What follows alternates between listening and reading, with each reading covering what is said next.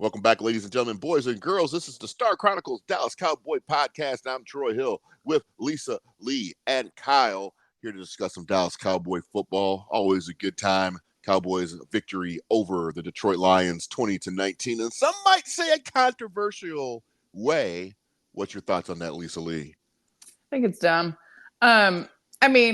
Listen, we've all been a part of games, and I say we collectively, the entire NFL, we've all been a part of games where there were calls that did not go our way, and there were calls that did go our way. I.e., 2014 did catch it, in fact, but it was, in fact, called a no catch. So we've been on the other end of it. Is there controversy surrounding that one call? Absolutely. Have I also watched it 32,000 times since the actual occurrence? Yeah. Do I think the Lions outwitted themselves a little bit? Because the confusion to try to get Dallas confused actually confused the official. And then let's not cover up the second half of this equation. Okay, so let's say he does actually get reported. He's covered up before the ball is even snapped by the receiver. It's an illegal formation either way. The play doesn't count. Now, say something else to me. I'm sorry for your bad luck, Detroit. I'm sorry. Jerry Jones did not make the call. Dak Prescott did not make the call. It was an officiating crew. And let's also revisit the tripping call on our offensive series right before that. So cry me a river if you want to nitpick one call out of 75 in a game that could have gone either way. That is all I have to say about that. Carry on. Yep, I totally agree with it. And it was excellently covered all the way through. What's your thoughts, Kyle? Yeah, I mean, you're right. That the tripping call was 100% on Hutchinson, not on our guy. You know what I mean? I recorded the game and I read back and I watched it because I'd seen some things being tweeted about it, and it was literally 100% the defensive end of the Lions putting his leg out to chip up Pollard on it, not the other way around. So that was a good run on first down. I think it was first down, and that's what set everything back with us passing, because we were in second and 25 or whatever it was, or second and 17, and so that had a pretty big effect on game play calling. So. And at the end of the day, Campbell could have just kicked an extra point and went to overtime. Let's be real here. That was 100%. He could have just done that. You know what I mean? And played for overtime. And not for nothing, the way Dallas Cowboys defense was playing at the end of the game, they probably would have won. They probably would have won in overtime. You know what I mean? Because they got stupid in that last possession, and it probably would have carried over to the overtime.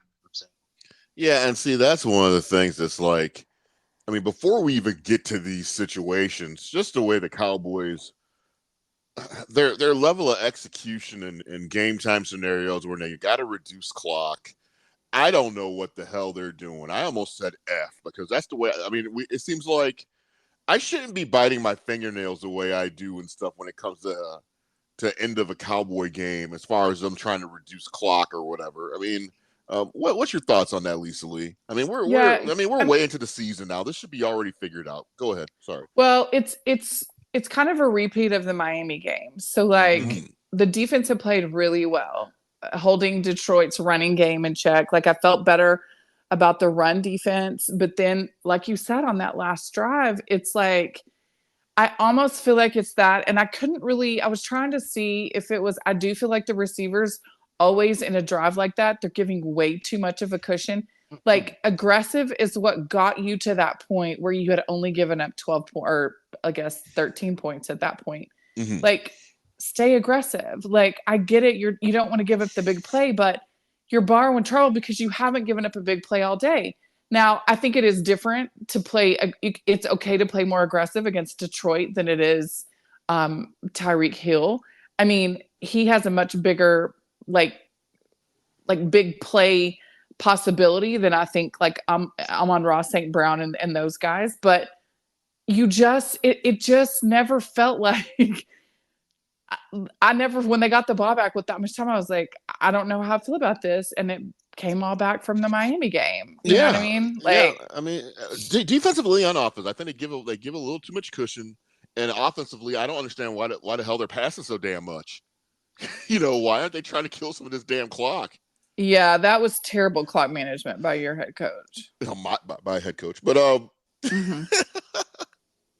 but what's your thoughts on that? Because to me, I think this is like an underlining issue that could drag itself on into the playoffs, and it could cause us some major problems where we clearly done beat a team, and we failed to take a certain X amount of time off the clock or whatever. We're going to end up losing or whatever in the end. I mean, what's your thoughts on that, Kyle? Yeah, I agree with Lisa. I don't know why you want to switch things up. So, like I said, they held Miami in check all game. They held Detroit in check literally all game. And then, all right, well, we're gonna, play soft and we're gonna play prevent and like what? And then like they marched down the field in like 35 seconds and like 3 plays. You know what I mean? Like, what the hell are they? Like, I was like, they're gonna blow it. They are gonna blow it. And sure enough, they did blow it. They got a touchdown and an extra point away tied the game. And I was like, what the hell are you doing? Why are we changing things this late in the game when everything you've been doing so far has worked? You know what I mean? I don't get it at all. And not for nothing though, offensively, they had a hard time running the ball, but I think that tripping call really messed things up because they were in a position to be like 2 yards away from a first down. You know what I mean? And that really screwed them up. Yeah, put them way behind the chains, and then like, all right, well, we got to pass now. I mean, because that was the one thing that wasn't working the entire game was Dak to CeeDee Lamb. You know what I mean? So I mean, if they would have called the penalty correctly, that would have pushed us up another 15 yards. Exactly. We would have been inside the 20-yard line somewhere. Yeah. Well, and it would have been an automatic first down, and it would have been okay. So even if you don't move the ball another like inch, you're in field goal range. Then you go up by 10.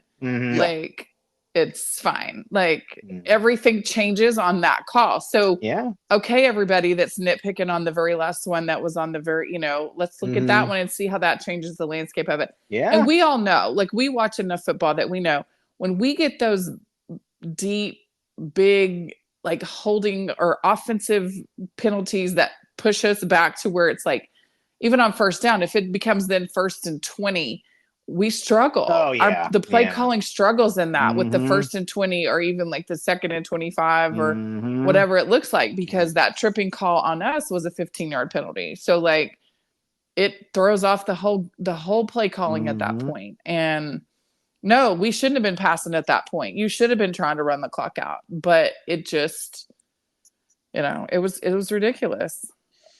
Show of hands.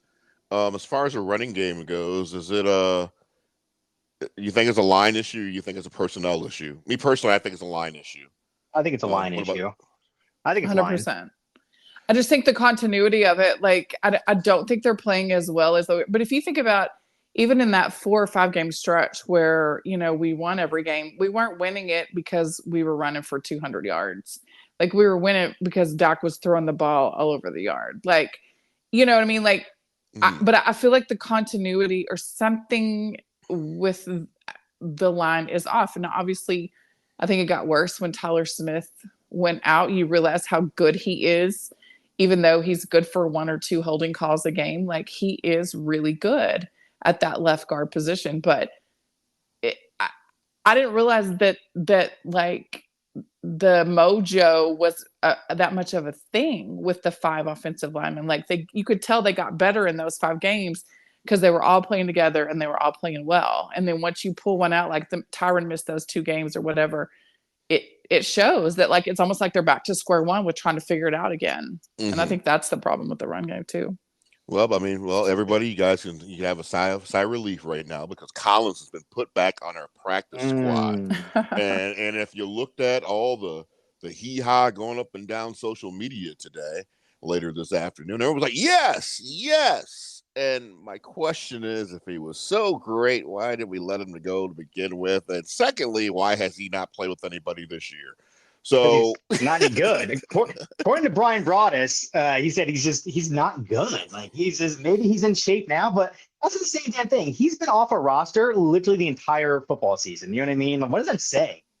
Of all the teams that need offensive line help out there, not a single team. One team worked him out all year? Like, I guess. I don't. Yeah, I'm not that excited. I mean, Me it's not a knock on the guy at all, but. Yeah. I mean, damn. I mean, it's not. I mean, you got people out here dancing in the streets like it's like the end of the whiz and shit. I mean, it's crazy. What's your thoughts on that, Lisa Lee? I mean, it is what it is. Obviously, I'm a little bit partial to him because he is an LSU Tiger. Yes. However, Kyle makes a great point. And I feel like this is the case with any of these free agents that we suddenly pick up. Like, if they were as good as the crazies believe that they are, they wouldn't be available.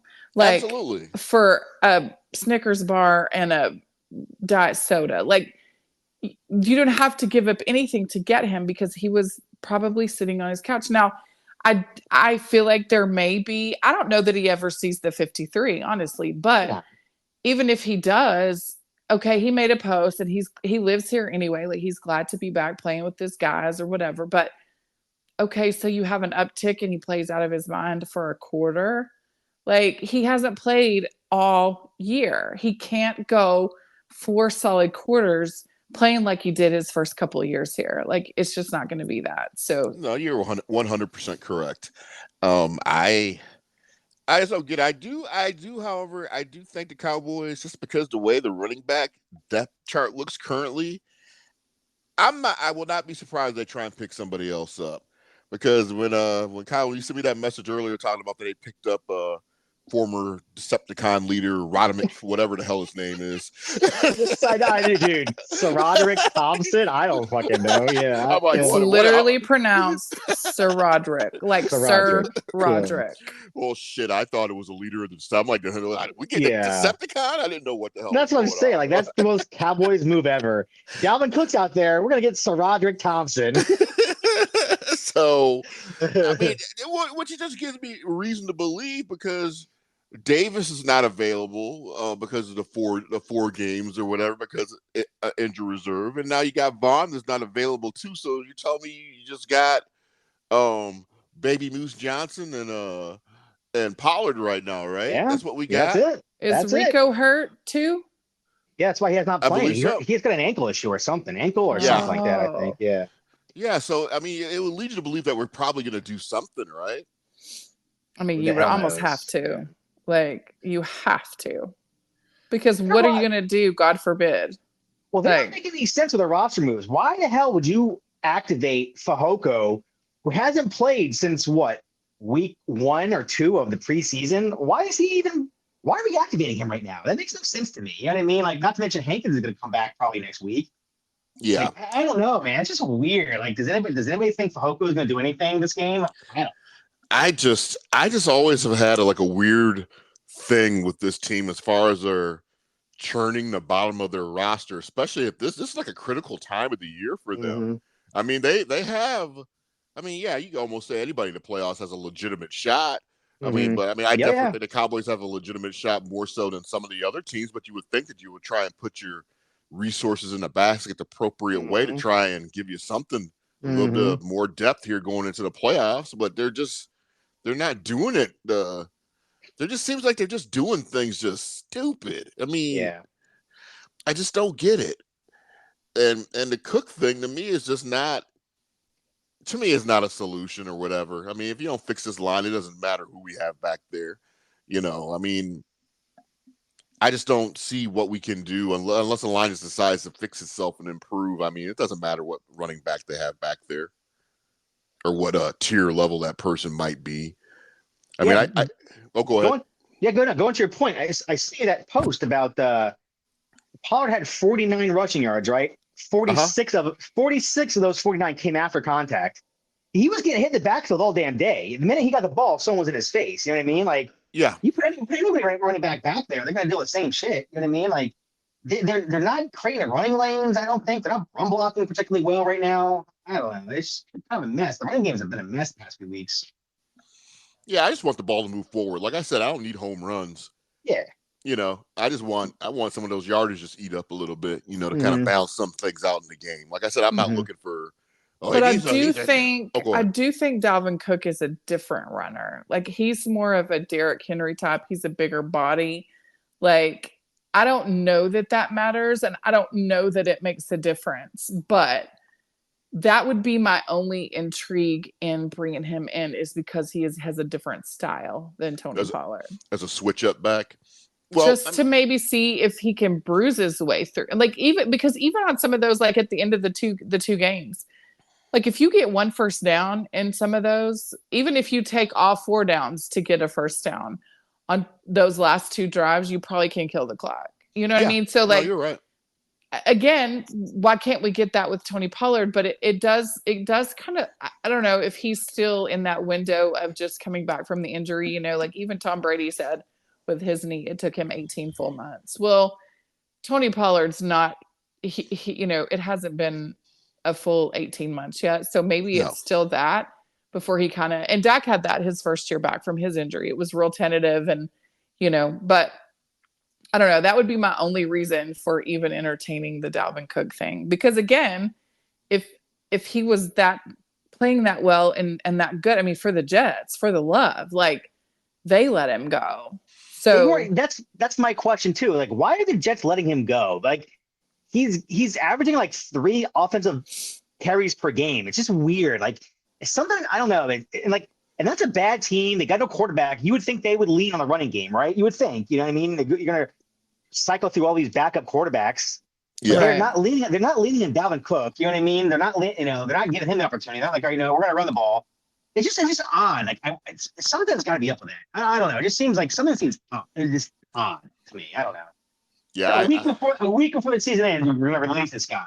I don't know, man. This is bizarre. I don't know. Yeah, I gave my pie in the sky what if scenario to Kyle about a certain other NFL player in the league that it would have happened if he would get cut. Who? Good old number 21. Oh Lord. If he wants to play for free, because we're already paying him not to be here, so if he wants to play for exactly nothing, yeah, and get 5 snaps a game. They were leaning on him pretty hard when what's his name got hurt, Ramondre. Yeah, but he's not doing anything special in New England. He just scored his first touchdown since October. Literally since October. Yeah, I mean, like he's averaging 20 yards a game, basically. You know what I mean? Yeah, the only thing I looked at is that, like I told Kyle, is that I like to believe that Ezekiel Elliott wouldn't have got spun around trying to head into the damn end zone at any damn point in the Miami game of Paul. That's the only difference I could think of, really, that I could see the value, because I just don't see him getting spun around, even being washed up or whatever. Because that was just a hard pill to swallow. I don't understand why he didn't run straight to the angle to get to the end zone to begin with. But I hear you. I hear you. But I mean, I just it's not like Zeke had his bounce back, 1,200 yard season. I mean, the guy gets 20 yards a game. You know what I mean? He's got 3 touchdowns all season. He's got 3 touchdowns this year. He went from 12 to 3. 12 to 3. It's a big drop off. So I don't know. That's just me. No, I see. I totally agree. But it was a great. Still a victory's a victory. I wish it would have been more of a blowout, considering the circumstances of the game. Being Jimmy being inducted into the Ring of Honor, a beautiful ceremony. Tearjerker, of course, and stuff. When he said, "How about them Cowboys?" and stuff, and I just want to just run up through a wall, and he started talking about the millions of fans and the millions of haters. I'm like, yes, yes, because in the reality of it, America's team, this is America's team type of stuff. When you're really America's team, you have ceremonies like this to take place, and it's broadcasted all across the country, where it doesn't even have to be. The reason why that happens again? Because you're America's team. Ain't nobody doing that for the Ring of Honor and for the Texans or any damn thing, if there is such a thing. So, what was your overall thoughts about the ceremony itself, Lisa? It was perfect and you touch on a really good point. ESPN never does not cut. I know that's a double negative, but they never don't go to commercial. They played this ceremony in full.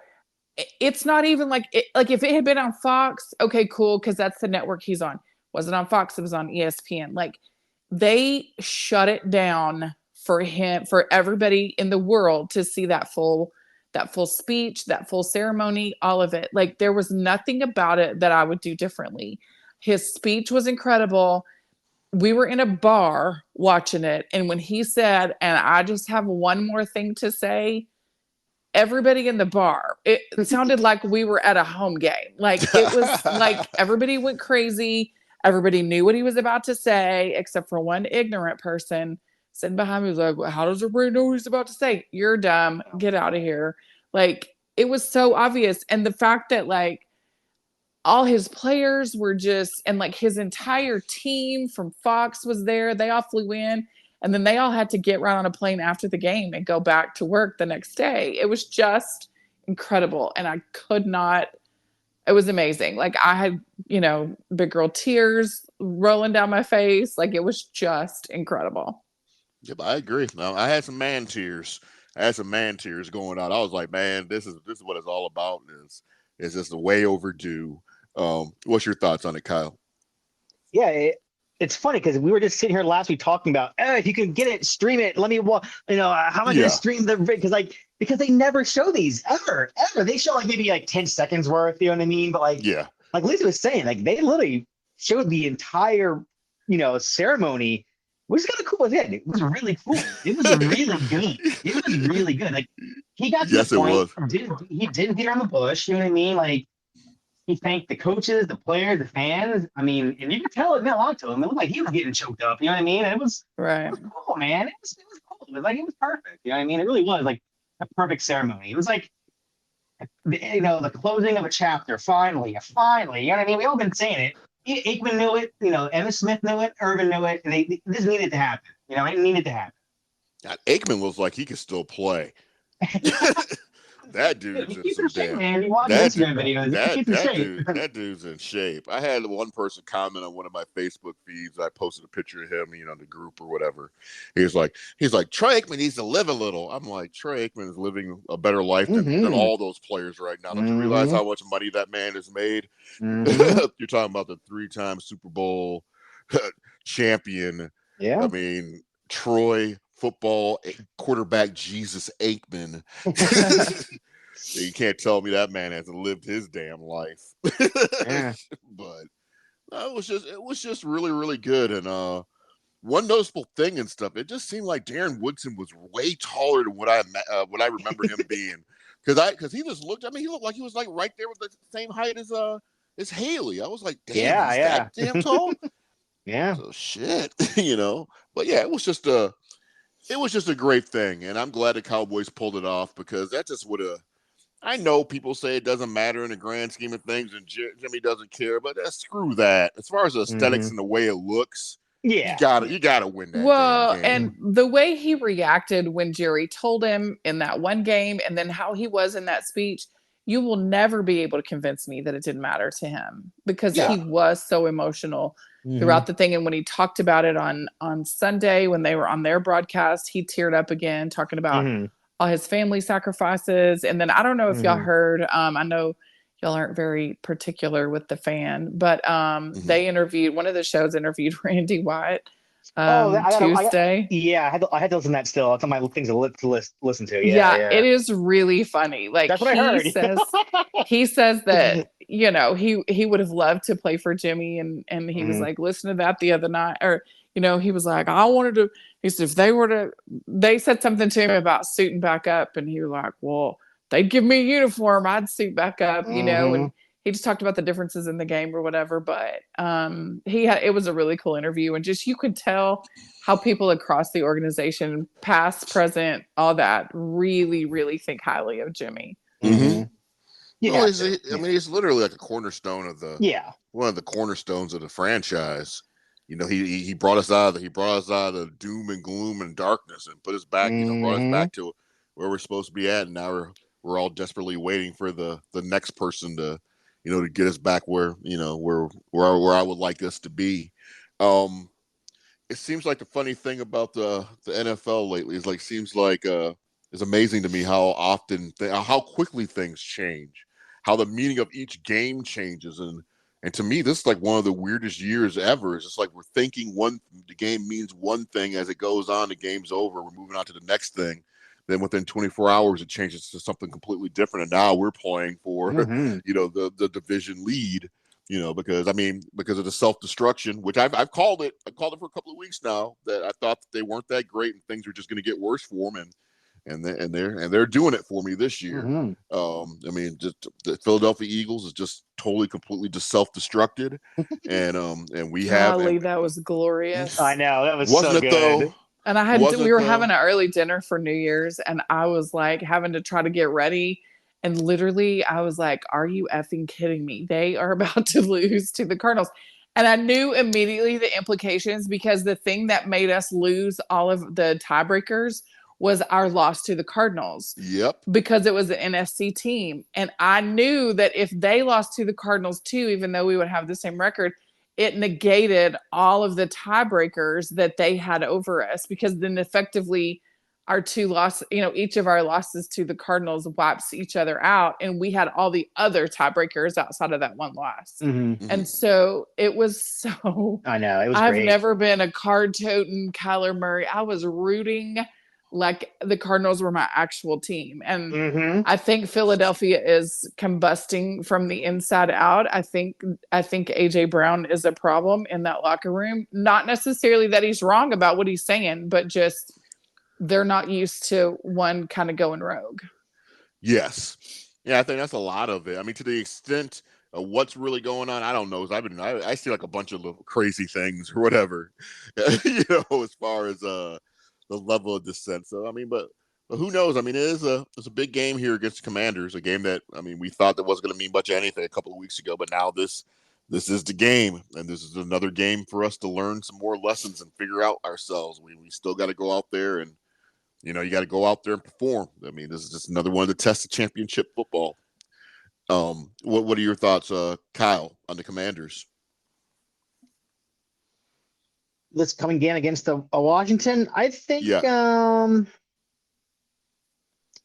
know. I'm kind of torn. Like I said, they got nothing to play for, so you kind of get nervous about that. You know what I mean? Like, they got nothing to lose, so they could be pulling all kinds of fucking, tricks out of their hat. You know what I mean? Who the hell knows? You know what I mean? But yeah, I don't. At the same time, that team is not good. They're not a good team. You know what I mean? Like, Sam Howell's going to play. The team is just, they're not very good. Dallas should, I think the game plan would be to beat them early and then start subbing in backups. You know what I mean? That should be the game plan. So the level of the game. It's important to go all the way across the board, because yes, we're playing for the division, plus this is a road game, and there's something that needs to be played for. So, in my mind, the challenge to my mind is a big game. It's big game football, and you have to win, and you have to do this. So this is just another challenge that you have to do. What's your thoughts, Lisa? Yeah, it'll tell me everything I need to know by the effort that's put out on the field, because you have everything to play for. So you should beat them by 30, or 3 touchdowns at least. Like, you should, if you're really in that championship mentality, knowing what this game means. Now, I get it. If you get up by 20 or 30 and then you start subbing in and it gets a little closer at the end, that's a different discussion. Yeah, totally. But you should go in and annihilate them, because there is so much on the line. Make a statement. You're right. Man, shut all the haters up with the road game crap. Make a statement. Yeah. Well, and not only that, don't just, I'm going to say the thing, you're not sitting here right now if Philly doesn't self-combust, if they don't self-implode, because you're backing into the 2 seed up until this point. Now you have the opportunity to go and earn it and take it and say, this is my 2 seed. But if you shit the bed, and I said it, and I'm not even sorry about it, on Sunday, do you really even deserve the 2 seed? And as we know, because of our history of not being able to play on the road, we know for a fact the Super Bowl does not come through Arlington unless something weird happens in round 2. So you need the 2 seed to for sure get 1 home game, possibly 2. That's your best bet. And Zach Wolchuk from The Fan, he made a comment on Twitter about this is the best, this is the best chance, and he's not wrong. It's set up perfectly for you to get what you want. Do you want to go to San Francisco? No.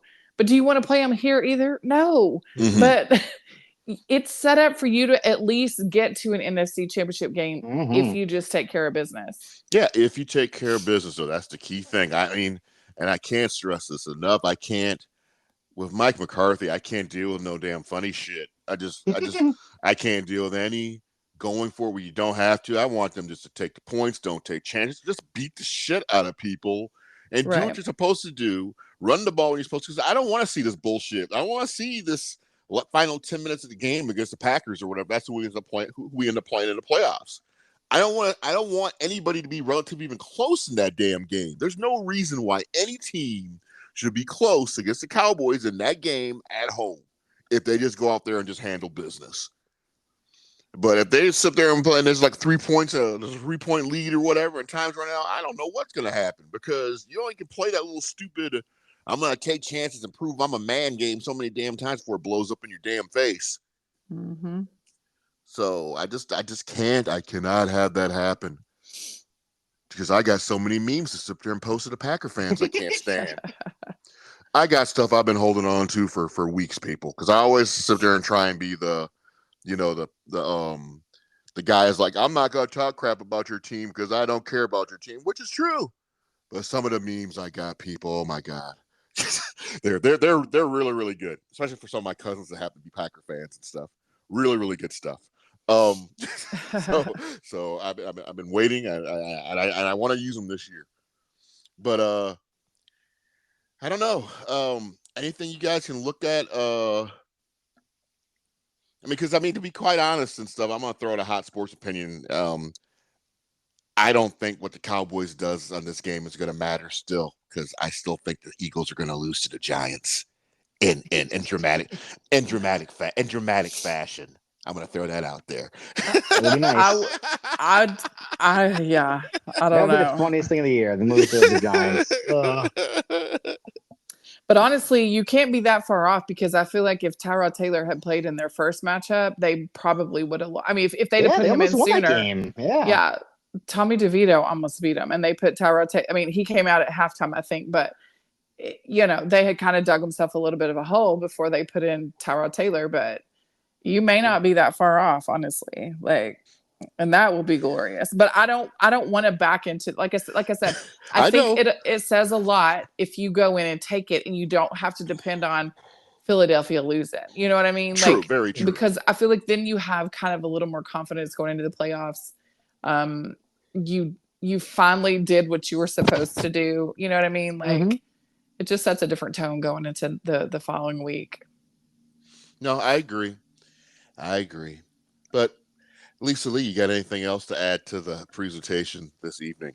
I don't. I have a blast with you guys every week that I'm able to jump on, and it's just good to hear rational football takes about this team versus all the, I'm going to make up a word, asininity that's on the internet. It's just unbelievable, some of the things I read. And it's not always just plain old fans. It's some of the national media that you read things on, and it's just like, how can you even have a remote level of common sense and literally type that out? So I want to give you guys your flowers and just say I appreciate your takes. I appreciate your input. We don't always agree, but all of our opinions come from a place of sanity for the most part. There are some times that some of our opinions get a little bit off the wall, but for the most part. So anyway, that's the one I want to add. Is just I want to give you guys your flowers and just say how much I appreciate y'all. I really, really appreciate that, Lisa Lee, and I share the same sentiment. And I also would like to add and stuff. I enjoy doing the show because it's just like opinion based.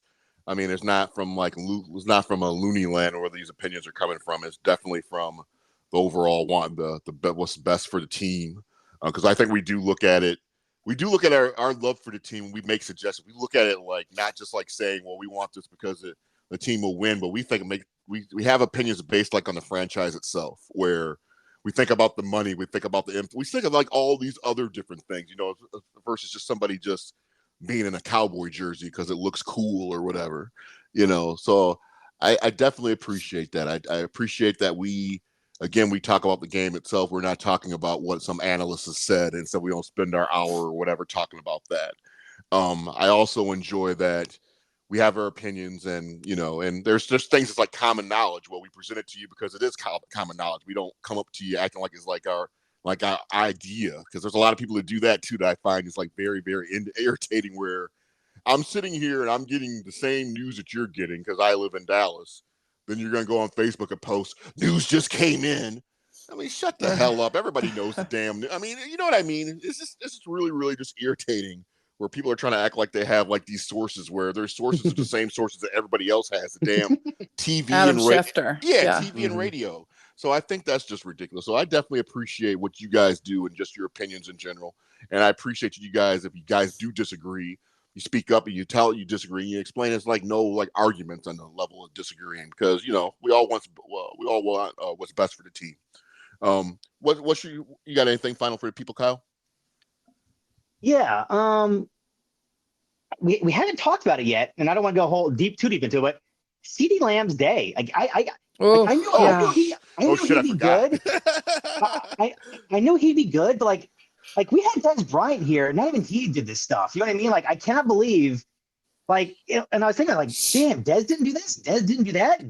Right. Des was a receiver, but I'm like, damn, like I knew CeeDee Lamb was gonna be good. I didn't think he'd be this good. I looked at the stats today. He's like 60 yards behind Tyreek Hill. You realize that, right?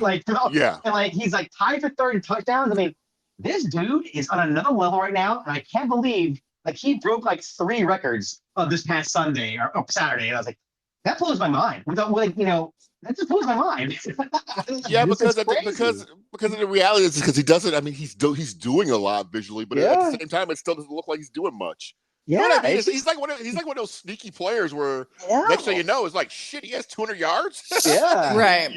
But well, man, and it validated like our frustration in the Miami game. Like he was on pace in the Miami game to do that very thing, and then you went away from him.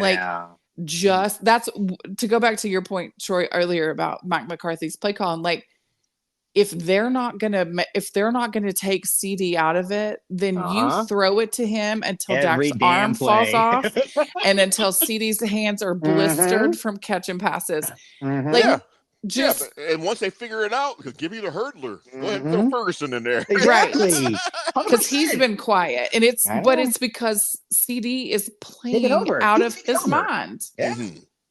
And that's a really good point. Yeah. So I just wanted to say that. And I also want to say, I don't know if you saw, Dak Prescott made a Pro Bowl. He got nominated, and he did. Mm-hmm. Anybody still think Trey Lance has leverage here? Anybody still thinking Trey Lance? Yeah, well, I never understood that 100. I didn't know what was going on with that.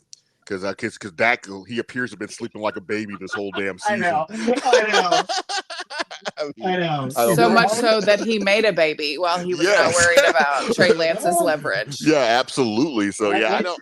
I think his price tag just went up. You know what I mean? He's number 1 in passes. I think he's third in yards. I think he's like second in completion percentage. Like, I'm just saying, that whole Trey Lance conversation we had a few months back, not looking pretty good right now. I have a hot sports opinion since you mentioned Dez. I only want to see pictures of Michael Irvin, Drew Pearson, and CeeDee Lamb when they do these like little art things now. Because I'm tired of Dez. I don't want to see him with his little cowboy. I don't want to see anything from the man ever again. I just don't. Yeah. It's just my opinion, but I'm just kind of tired of him. Because he's gonna be the first person out there and stuff. We we win a chip or whatever. He's gonna be the first person out there. I knew he could do it. I mean, the thing you gotta love about him, he is a card-toting homer. Like, he bets on it every week. He goes up, and he's doing those big tailgates out there, and they are generating a lot of. Yeah, it's huge. Like, Allen Iverson was there. Was there Saturday. Yeah, it's big time names. Like. And he's having, I mean, it's pretty cool because it's right outside of Texas Live. But I get what you're saying, Troy, but I give him a lot of credit in that, as bitter and as ugly as a divorce as it was when he left, when they asked him to leave, Like he's still back here, and he is a card toting.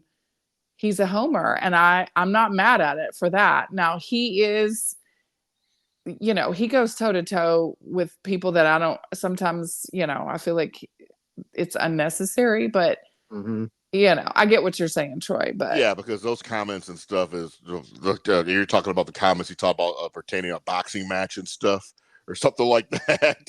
Well, he went toe to toe with some reporter a couple weeks ago, a female reporter, about what she said about somebody.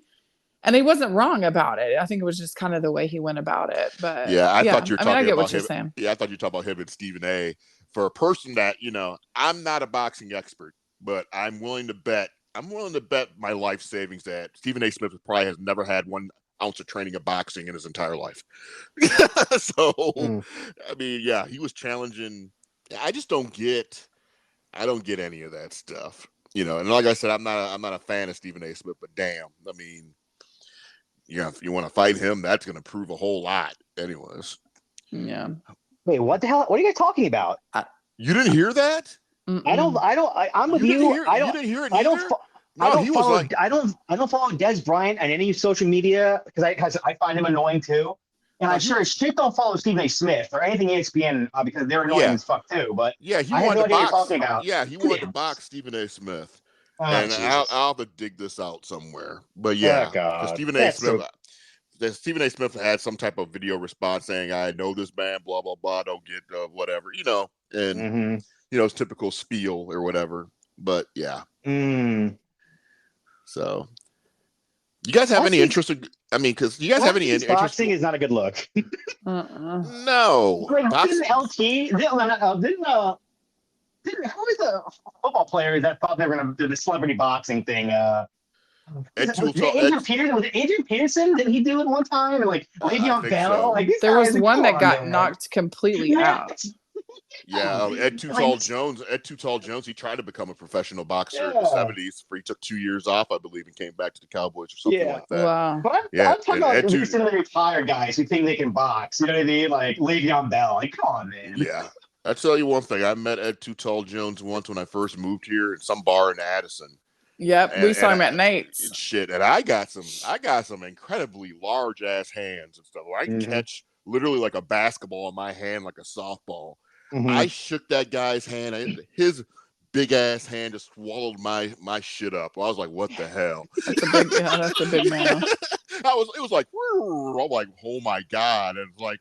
And I'm looking, and his hand is covering up to my elbow, damn near, swallowed up my whole fucking arm. But yeah, he's a big dude. No, he's a whole lot of man. Not like Tyron Smith, man, but he's a man. Tyron Smith, I swear to God, that guy doesn't need shoulder pads. He's that damn big. I mean, that guy is like the biggest human I've ever seen, I think. Yeah, we saw him in Costco one time, and you could tell, you saw him from way far off, and I was like, I can't see that far, but I'm 99.5% sure that's a lineman from the Cowboys. Yeah, and you're looking all like you saw Godzilla or some shit. Guy wears a knee brace on his elbow, right? Right. Yeah. And the crazy part is, he's huge, but he is fit. He's like a lean huge. It sounds counterintuitive, but no, he's just massively strong. When I knew when they were talking about it, I think it was Zach Martin.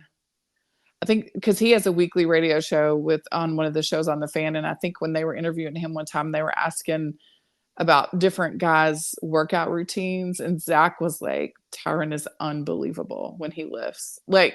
And for Zach Martin to say that, clearly Zach Martin is not a tiny man either. No. And he lifts incredible weight. And so for him to be blown away at Tyron's workout, at his lifting, it was that's why he's so freakishly strong.